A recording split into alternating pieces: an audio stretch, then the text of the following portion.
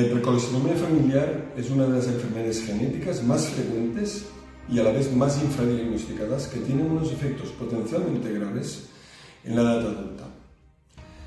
¿Cuál sería el papel del pediatra dentro de la hipercolesterolemia familiar? En primer lugar, y de forma obvia, dando unos consejos dietéticos que puedan perdurar hasta la edad adulta. Pero además, el pediatra podría convertirse en un agente de salud pública de primer orden. ¿Cómo? Simplemente añadiendo el colesterol a cualquier analítica de forma oportunista, dando así la capacidad de detectar niveles de colesterol alto y, si se hace una buena historia clínica, detectar también otros familiares, padres o familiares de primer orden que puedan tener esta enfermedad y que no hayan sido aún diagnosticados.